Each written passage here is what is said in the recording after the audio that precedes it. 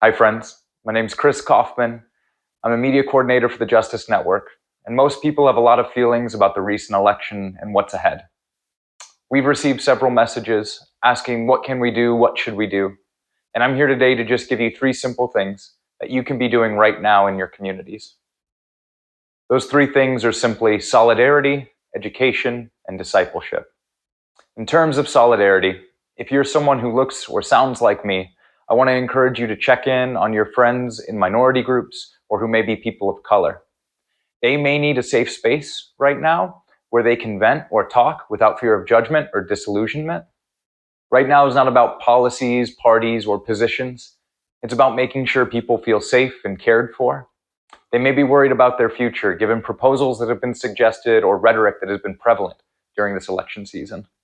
In addition to checking in on those we know and love, we can also stand in solidarity with our brothers and sisters by taking a hard look at what our hymnals look like. Of course, what I mean by that is by really considering the musical pool from which we draw for our Sunday gatherings. This is one really simple way that we can stand in solidarity, by widening that pool. Don't get me wrong, I love CCM music, but a lot of CCM music is traditionally white, and that can make a lot of people feel unsafe or feel left out or unseen in our gatherings.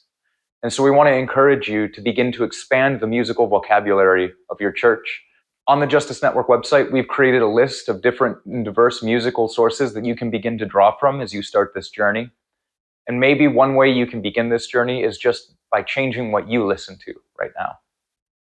On that note, the second thing that we can do right now is education.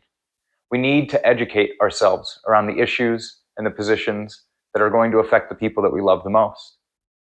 At the Justice Network, we would suggest beginning by reading The Religion of Whiteness by Dr. Michael Emerson and Glenn Bracey, and also How to Fight Racism by Jamar Tisby.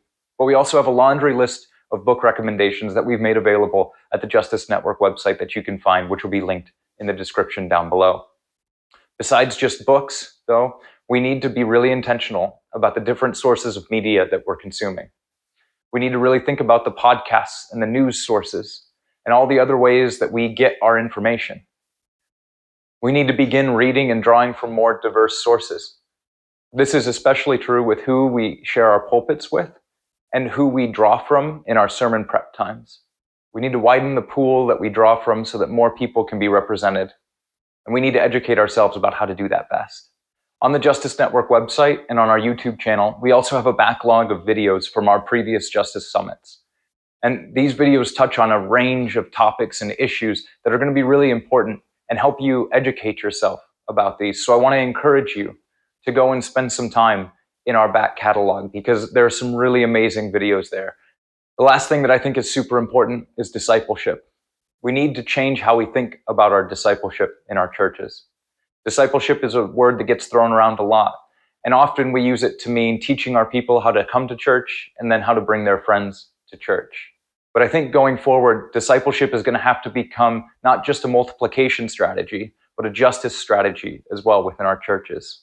If we want to create safe spaces for our people, we have to begin by having intentional conversations around justice issues that affect people and the kingdom of God here on this earth.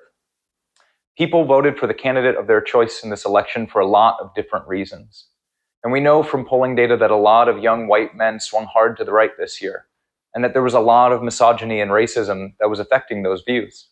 And so we need to be really intentional about the conversations that we have, especially with young white men.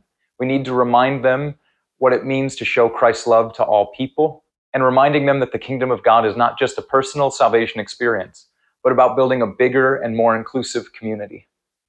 Again, discipleship can no longer be a multiplication strategy alone. It must also be a justice strategy. And we have to be really purposeful about having conversations with people and reminding them that Christ dwells on the margins with the least of these. But I want to encourage you in your individual, in your small group, and in your larger community conversations to be really purposeful about reminding people what the kingdom of God looks like and about building a more just and equitable church for all people.